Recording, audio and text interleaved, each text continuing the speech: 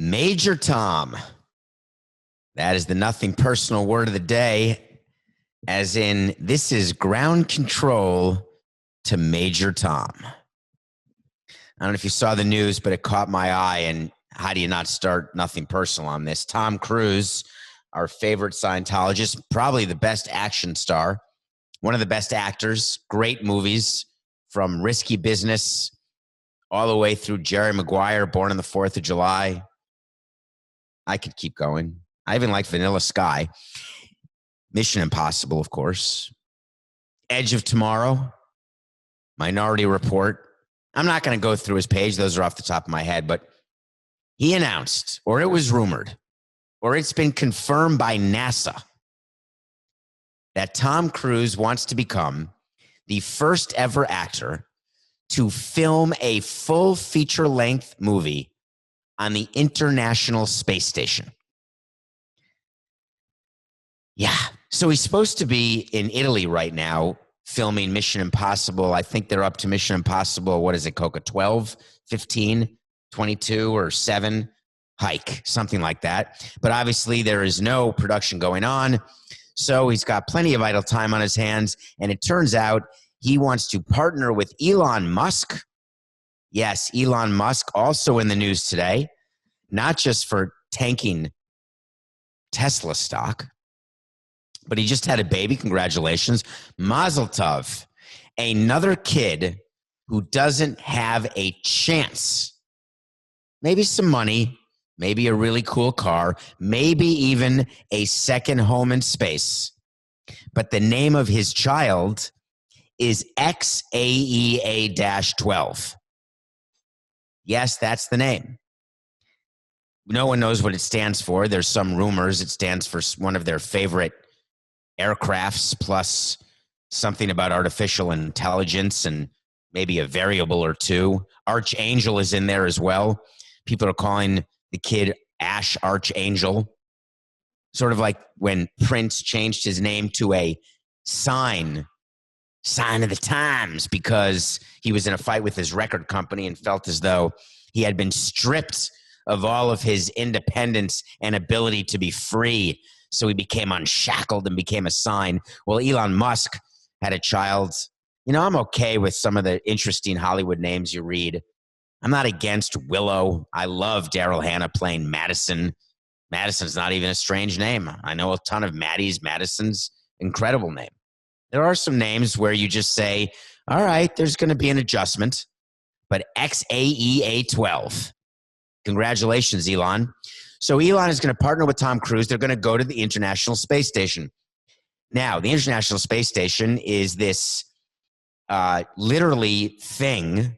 It's this little pod of communities that goes around and orbits the Earth, and it's a combination of Russia and U.S. There are cosmonauts and astronauts, and you get catapulted up there. You live there for 6 months. You come back. They study what happens to your body. They do a bunch of scientific experiments. They figure out whether or not you need to wear a mask, maybe some gloves. In any case, I started thinking to myself, wouldn't it be the coolest thing if he not just filmed a movie at the International Space Station, but that it was directed by a guy I know? One of the great pleasures of my life is that I've gotten to meet a lot of interesting people who I otherwise wouldn't have had a chance to meet. One of them I was introduced to through Conine, actually, who met him.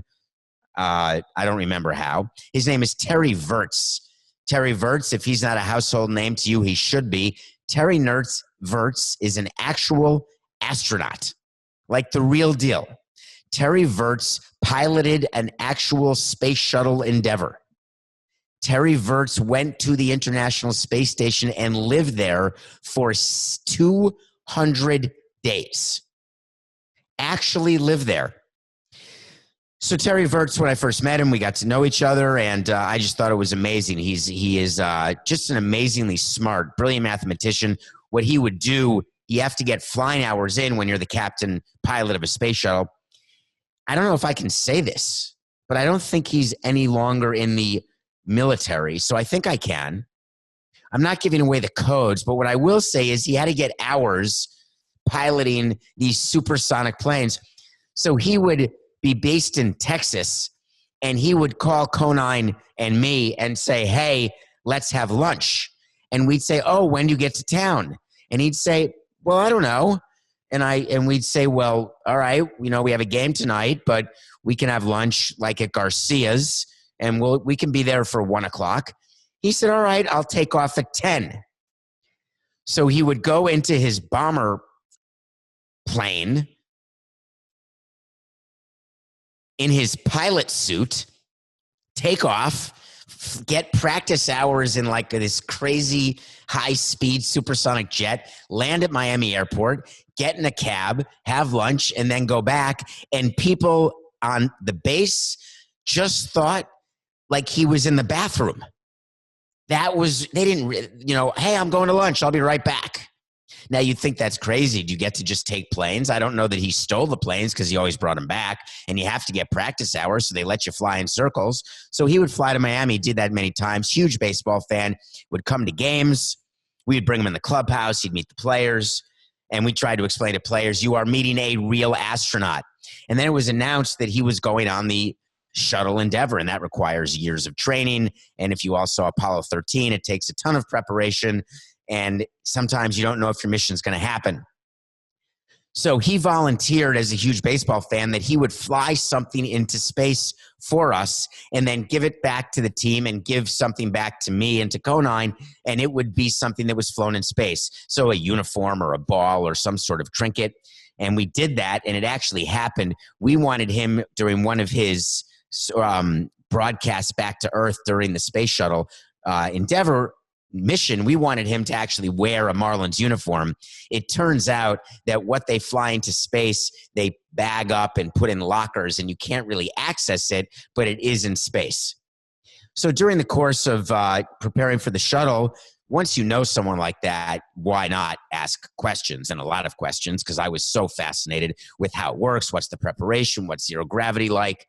By the way, any chance that we can go to the mission and watch the launch of the space shuttle?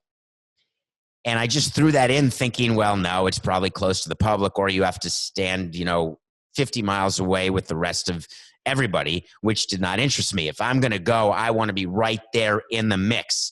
What good is a connection if you're not going to use it? So we said, hey, Terry, any chance that you have any VIP passes? Because we're super interested in watching the launch of the Space Shuttle Endeavor. And he said, we just figured he'd laugh, right? I mean, everyone who he knows would have wanted that. But he said, yeah, for sure. Come on to Canaveral and you can watch the launch from up close. So we got in a car, the whole Conine family, the Samson family, and the Beinfest family, who was the GM at the time. We drove up to Canaveral. We stayed in some hotel that had bunk beds, like 8 to a room, and he let us come. We went actually into Cape Canaveral, and we got to meet the head of the mission. I'm talking about like guys like who helped on Apollo 13, the movie. We saw the control room. And I'm not talking the regular tour. This is like when you get to go into the West Wing, into the Oval Office on the White House tour, and everything, including meet the president. I mean, this is not your ordinary buy tickets on Google tour. So there's a bunch of kids, and the 6 of us, and there's like 14 of us, or however many there are. And the shuttle is launching in the middle of the night. So we take naps and we have to get up. You have to be there 3 hours before because they close it off. You go through security. You sit there. You're so close that you're going to hear and feel it like it's supposed to be this amazing thing, Terry said. So we're able to say a goodbye, and it's in a way that you can't see him or you can't touch him because he doesn't want to get sick. This is way before coronavirus. By the way, you want to talk about real social distancing? When you're going up into a space shuttle, you do some serious social distancing. No sickness up there at all. So we get there, and all of a sudden it's the middle of the night, and they stop the countdown clock because there's some sort of issue. They stop it like with 20 minutes to go. And everyone, we're watching, we're waiting. We don't know what's going to happen. And we're all used to, if there's a delay to our game, we're sort of in charge of when it's going to start. We know the weather report. If rain's coming in, we're speaking to the umpires. So we're pretty much control freaks. But in this case, we're guests of NASA. We're in control of nothing. We're there with the families of the crew. And we're just wondering when this is going to launch, because they're seatbelted in, ready to roll, and boom, it's scrapped. So we had to then leave because they were going to try again tomorrow, but no guarantee. So Conine has to go back all the way to Miami the next day because the Super Bowl was the next day, and he had an appearance at the Super Bowl in Miami. So that would tell you what year it was, but it wasn't this past year. So obviously, whenever it was, whenever the last Super Bowl was, it may have been the Prince Super Bowl. So Conine goes back to Miami, goes to the Super Bowl, drives back after the Super Bowl. We go back into position, back into Nassau, into the Cape, and we see the launch that night. And it did go off that night, and it was simply the coolest thing you've ever seen. Up close, the noise, the sound of it is awe-inspiring. The plume, and that's a very fancy word, I have no idea what it means, but the plume of smoke that you see, it's all real. When you see it not on TV, it's fantastic. So Terry Virts, he goes, he comes back. We invite him to the ballpark. He talks to us. He talks to the players again about the experience, what it was like to pilot the Space Shuttle Endeavour, and then find out that he is a candidate to move to the space station for 6 months. And we were like, are you sure you want to do that? I mean, do you know how that will work with your body? How's that going to work with your family? How's that going to work with your friends? What happens sort of on the sex side? Like, how's that going to work? And so we go through, he tells us a bunch of stories about what he thinks it's going to be like. He gets assigned that he's going to the space station. And as he was preparing, I remember the last conversation we had with him. We wished him good luck, and we told him that anything he needed, let us know. We sort of said jokingly, we said, we'll be in touch. And he said, and I remember this as though it were yesterday, he said to us, hey, guys, we'll be in touch. Conan and I sort of looked at each other and didn't think much of it and went along our lives and went to games and did what we do every day at 7:05 and 7:10 and 1:05 and 1:10, and the games go on. All of a sudden one day, I get a phone call. And the thing when you're in baseball is that you can treat your phone two ways. You can treat it as though that you don't get your calls all the time and you're not with it, or you can become a phone addict, which I became, an addiction that I've not been able to shake since I left baseball. I don't understand how you text people and they don't respond within 30 seconds. I just don't get it. You see the text, just say, K, got it, back to you later, can't talk now. I just don't understand when people are not responsive. Now, if you're out running, you're in the shower, you're otherwise indisposed, you're on a plane, whatever the case may be, but eventually return the text or return a call. So my rule of thumb is that I don't answer any calls from any numbers that are not programmed into my phone. So if it comes out as a regular 10-digit number, I'm very likely not going to answer. If it's a block call, an unknown call, I'm just not going to answer. Leave a message. I may call back. So a call comes in, and it comes from a blocked number. Now, back in baseball, I would answer most blocked calls when I wasn't with our owner. Our owner would call from a blocked number. So I would always know that likely it's going to be him because there's something going on with the team, something going on in the sport, something going on with business that we're going to have to talk. So during the course of the years when there's baseball stuff going on, which is all the time, when it comes blocked, not unknown, but blocked, I'm going to answer. So it's a blocked call. It says blocked. And I answer. And sometimes I'd say, hey, Jeffrey, or sometimes, hey, what's going on? Or sometimes just hello. In this case, I just said hello. And I heard sort of a crackling. And it was, hello? And hello? David? And I said, I'm sorry, who's this? It's Terry. I know exactly where I was. I was outside the clubhouse area in the hallway outside the clubhouse. It's the tunnel. It was Terry Virts calling me from the International Space Station. So it took me about 4 seconds to get my bearings, and I didn't know what to do. And I've had plenty of hours on the phone. So I was like a bumbling idiot. And you know how in life you want to get like a phone call back or a moment back when you say something ridiculous or you sound like a total blithering idiot?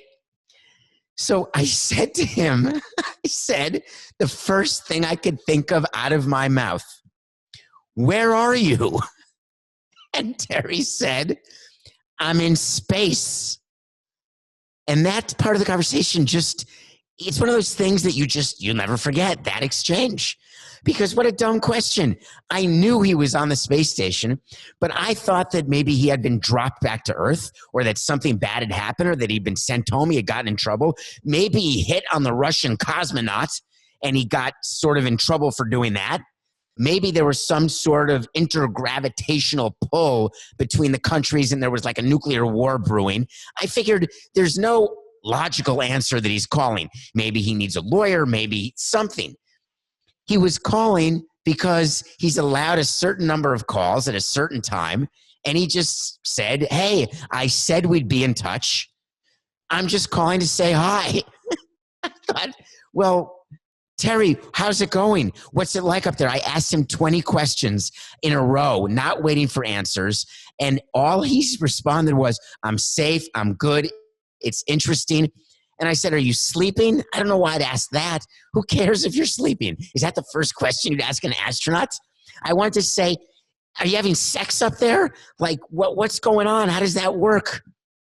In any case, it was simply the most unbelievable thing.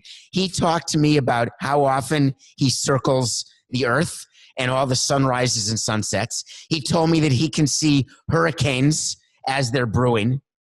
You know, Coca, thank God for Coca, in huge letters on the document in my ear. "Did you ask him about aliens?" No, I did not ask him about aliens. It didn't even occur to me to ask him about UFOs or aliens. I wanted more practical things like, how's the food? Like, what are you doing? And so at the end of the day, he had a full schedule, and he said it was the most amazing experience. He comes back, and we ended up seeing each other afterward, and we talked about that call, and he told me that while I thought I was sort of flustered, that everyone he called, you know, friends and family, I said, "Hey, we must be like best friends that you called from the International Space Station." And he said, "Well, best friends? Not best friends, but you were on the list. That's the greatest list ever." And so he talked and told us stories about what it was like to be in space that day. And we invited him to do a teardown in our old ballpark. When we did a countdown to the new ballpark, we invited him to tear down 130, which meant 130 games till the opening of the new ballpark, because his space shuttle mission was STS-130. So now cut to last night. The show's being put together. I'm working on today's show, and today is episode 130. I wasn't thinking about Terry last night. I was looking through what was going on, and we were putting together a show, and I came up with Major Tom, came up with the fact that I wanted to talk about this movie he wants to film in space and the International Space Station, and it made me then think of, wow, I'm going to put this in the show. I'm going to tell a funny story about Terry and the time he called me from space, because that's in my mind. And then I said to myself, this can't be. The universe is the craziest thing. When things like this happen, you have to think it's a bit of beshert, a bit of destiny, that today is episode 130. He was the pilot for Space Shuttle STS-130. And the news of the Tom Cruise movie came out yesterday for show 130. It's amazing how things work. Terry, thanks for that call. I'll never forget it. And congratulations and thank you. And thanks for always flying to have lunch with us. By the way, now that you're out of the military, do you still have access to those types of planes? Anyway. So you want to talk to Samson. Yeah, Terry did. So people who want to talk to Samson go on Instacart. I was just about to say they go on Instacart. How's that for a during pandemic mental sort of synapse issue? So you want to talk to Samson, go on my Instacart account, David P. Samson, go in and do the DMs. Got a question. It was, would it be more practical and financially feasible to cancel 2020 sports and plan for 2021? Interesting question. I wanted to take that when I saw it, because that is a very big business question that is being discussed at all levels of all sports leagues right now.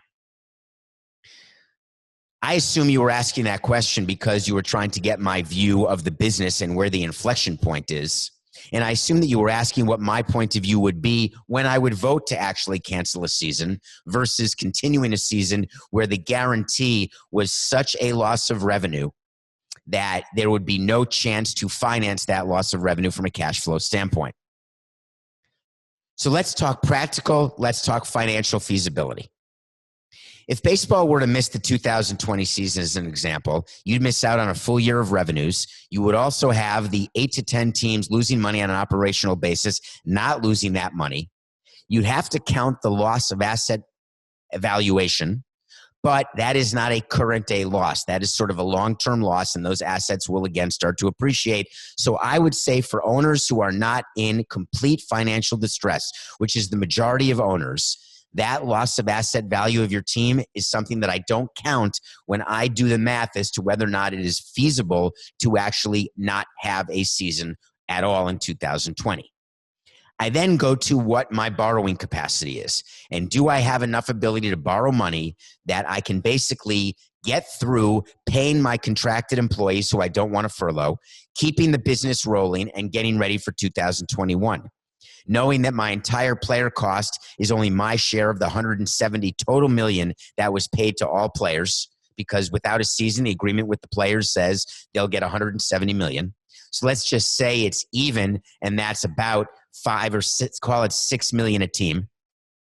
So I have a $6 million payment to players, and then I've got payment to my GM and to my other staff. I'm going to need to bring back my sales staff and marketing staff, social media staff, finance staff, operations staff will have to come back during the off season, but in a very sort of cursory way. I do all the math, and I come out with the reality that if I'm a team like the Miami Marlins, it's actually more financially feasible not to have to pay Wei-In Chen his $22 million not to play, not to start a season actually. Because unless I get a negotiated rate with players where I have to pay them less, if I'm not getting the amount of revenue sharing that I would normally get because the big market teams are not getting their revenue, it's not worth it for me to play. And the long-term impact of missing this year of sports, to me, is de minimis as it relates to what would happen if, as a sport, we came back either too early and then had to stop again, or we came back in a way that was viewed as self-serving to our sponsors and fans. So I would weigh all those and I'd put a value to them. What is the actual financial value of starting and stopping? What's the cost of starting the season? Then what's the cost of stopping, knowing that once it starts and stops, it would not start again? What is the realistic nature of where my corporate sponsorship revenue is going to go if we take a year off? What's going to happen with my new TV deal or the existing broadcast deal?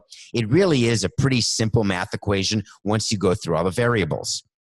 What we can't count on, though, is you, the fan base. What would your position be for getting all the polls that we've talked about on Nothing Personal, for getting where you say that you'd wait for a vaccine before you come to games, or you'd be inclined or not inclined or less inclined, somewhat less inclined, somewhat more inclined to go to a game with a mask, with social distancing? How would that exactly work? And there's really no way that you can tell me what you're going to do because it hasn't happened yet. If you had a baseball game tomorrow at Marlins Park or at Yankee Stadium or at Chavez Ravine in LA, and you are a season ticket holder, are you sure you're going to the game tomorrow, or the first time that a fan can go? I know you're going to watch games when they're on live, but are you sure you're going to watch as many as you normally would? Do you have the same vested interest, even though right now you say you want live sports? Do you have the same vested interest in the season that will take on a different tone, will have a different format?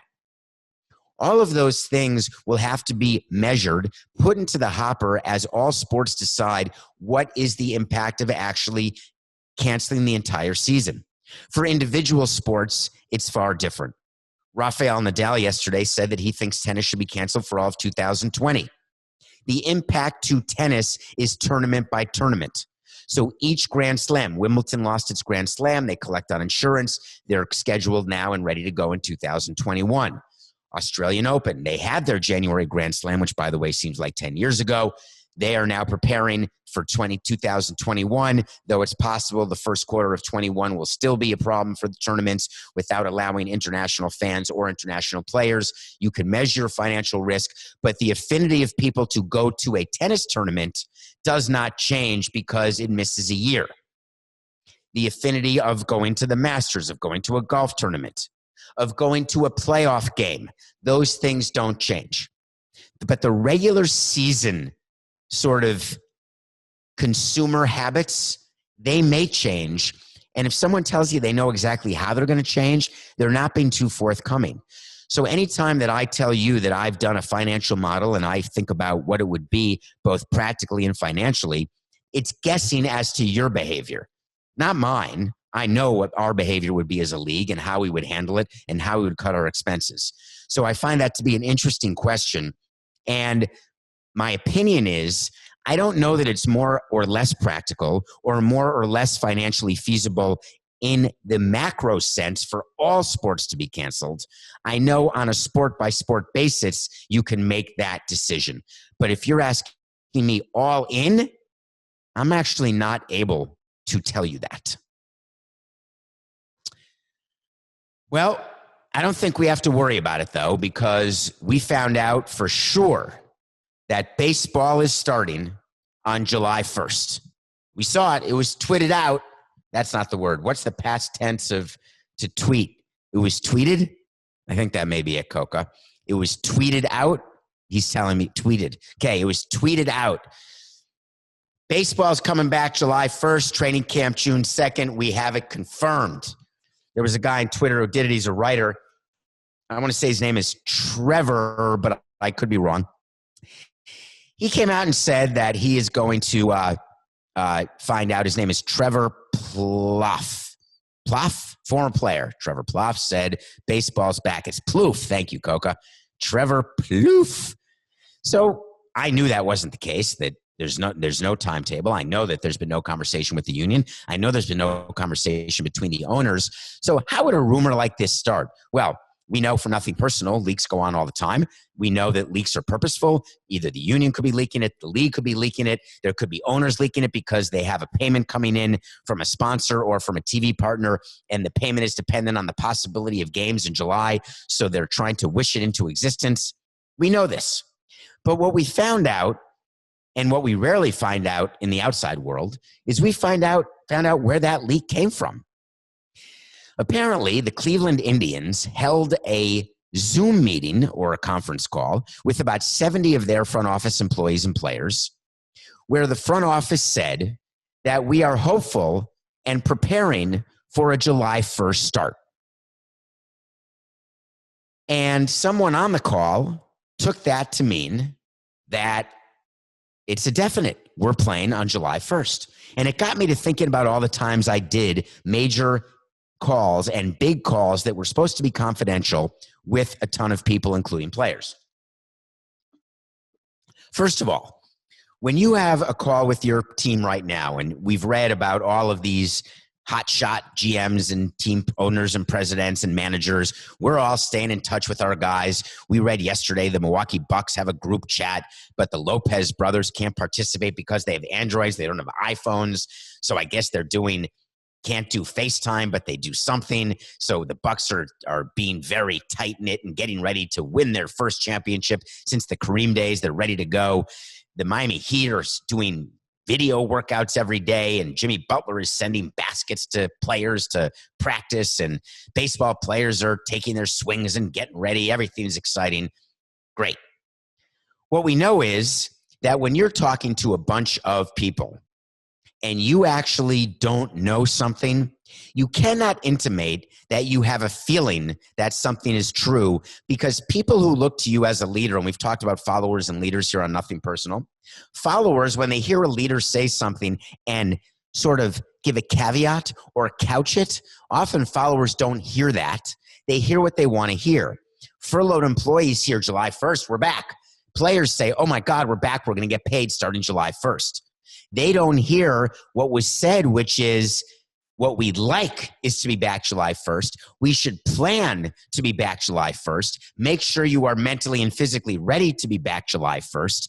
Make sure that the front office, from a sales standpoint, that we are operating on all cylinders, that you are doing your work physically if you're a player, and that we are ready to host baseball July 1st in the great city by the lake, Cleveland. But that's not what people hear. So when you're making these calls, you can't say it that way. You have to say very clearly two things at two different times of a conversation. It's a well-known fact when you're talking to people, they're going to listen to the beginning and they're going to listen to the end and maybe a little bit in the middle. But you come out hard at first, you come out hard at the end, and then give them stuff in the middle. So when you're meeting with someone and you're telling them what the plan is, you say the following. We do not know exactly when baseball is going to start. Any plan out there is rumored because we have not had any official word from anybody. That said, I would like us all to be prepared to start in July. Let's take the time to be physically and mentally ready. We're going to send you a bunch of weights, a bunch of programs. We're going to have calls. We're going to do all sorts of fun things from 4 to 6 o'clock every day. Yada, yada, yada, yada. And in closing, are there any questions? Never do your close until the questions are done. Okay, no questions? In closing, I would like to reiterate that anyone who says they know for sure when baseball is coming back does not know what he or she is talking about. There is no firm date. While we are hopeful it will be July 1st, we will be in touch as more information flows in. This is a very fluid situation. Thank you. Leave meeting. Click. End meeting. Click. Player picks up the phone, calls Trevor, says, hey, we're starting July 1st. It becomes a rumor. It goes wild in the internet, and everyone loses their mind. Baseball's coming back. I look like a Debbie Downer saying, no, baseball's not. I turn out to be right. Should have made it a wait to see, which I think I will. I think I did, and I think I will again today. But when you are speaking to a group of people, you have to make sure you don't promulgate falsehoods because they're going to run with it. And they did. I told you I watched Ozark. I did. I had to review Cats yesterday. I don't know why. I just had to. And obviously Last Dance was Monday. Today is Wednesday. I know when Wednesday is because it's Survivor. There's only 2 episodes. Guess what will be reviewed a week from Thursday, which is a week from tomorrow. The finale of Survivor is May 13th. I was all set to go to the finale. I was invited by Sarah Lucina, who was on Survivor 28 when I was on, and we have stayed very close since. And I have no idea how she does, though she's still in it. But I was invited to go to the finale May 13th in LA. It would have been very exciting. I had not been to one since the finale of season 28. And we were going to have fun and party. And then not. It's a virtual finale.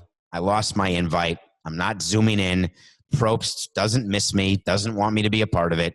Sarah will be a part of it, as all cast members are for season 40. That will be reviewed. Anyway, I know when Wednesday is because it's Survivor. It's a double episode tonight. If you're listening to this not on Wednesday, then just forget it. So I watched Ozark. Ozark was introduced to me because Jason Bateman, as you all know from Bad Words and from what a blank. I want to say Silver Spoons, but that was Ricky Schroeder. Was Jason Bateman a child actor in Silver Spoons? It can't be. He was a child actor who's made it to be an adult actor. He is phenomenal in everything. He was in the movie with Christian Bell. He was in Game Night. He was also in the movie where they're playing, they go to that island with couples retreat. He's just been in tremendous movies, hysterical. Bad Words, of course, is the number one. when he was in Ozark. He was in Silver Spoons. Thank you, Coca. That is hard to imagine that was in my head. That really is strange that I would know that. I cannot admit that I knew his character's name was Derek Taylor. That's Coca getting it from the Google, because there's no way Coca's heard of Silver Spoons ever in a million years. I think it's got to be from the 1980s, and I'm almost positive he wasn't even alive.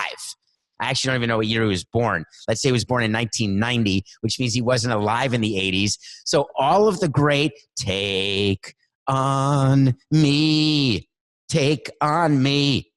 So I dance all days. He doesn't know any of that. It's 80s music. Did you read yesterday, Coca? By the way, I sent this to everyone I know, totally off the subject. Kurt Loder turned 75 yesterday. If you don't know who Kurt Loder is, I don't know what to say. Kurt Loder was the face of MTV. When MTV started, I don't think you realize how significant that is. And I can't even tell you what Coca just said to me in my ear because it's too upsetting. So I'm not even going to say it on the air. Coca, I'm going to. If you put something in the document, I'm going to say it. Coca's mom turned 60 on Sunday, May 10th. Coca's mom turned 60? You have a very young mommy. So in any case, so we're talking about Kurt Loder. He was the face of MTV. Someone puts on Twitter, if you don't realize that Kurt Loder is 75, or does this make you feel old? To me, Kurt Loder is this young, cool guy on MTV. When it first started and you got to saw videos, MTV actually used to be music videos. It was music television. It wasn't reality television. It wasn't unscripted television. It was actually music television. And there were videos, and the first video ever on MTV, how could anyone forget? If you don't know this, you should. It's by the Buggles. It's called Video Killed the Radio Star. Video Killed the Radio Star. Get it? I mean, that's a real song that was about video killing the radio star, because MTV, they were hoping to take over the world.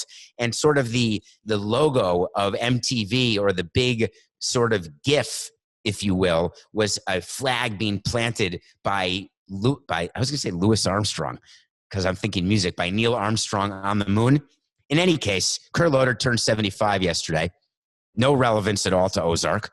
So anything with Jason Bateman, I'm going to watch. It's a series that's in its third season. The third season dropped. Everyone started watching it. I waited because I was so excited to binge it. I watched all 10 episodes, which is about 10 hours in one day. Jason Bateman won an Emmy for directing the opening of season 2, the first episode. He will be nominated again for season 3. Laura Linney stars in it and actually has a similar sibling situation to her sibling situation in Love Actually. For those Love Actually fans, you'll know exactly what I'm talking about. If you're not a Love Actually fan, then see the movie. So Laura Linney plays Jason Bateman's wife, and they are forced into the world of money laundering. If you've never seen the series start at season 1, you will be HOOKED in a way that Dustin Hoffman and Robin Williams were as well. It's simply perfectly written, perfectly acted. The character actress who plays Ruthie won an Emmy as well last season. She plays Ruth Langmore, who is sort of a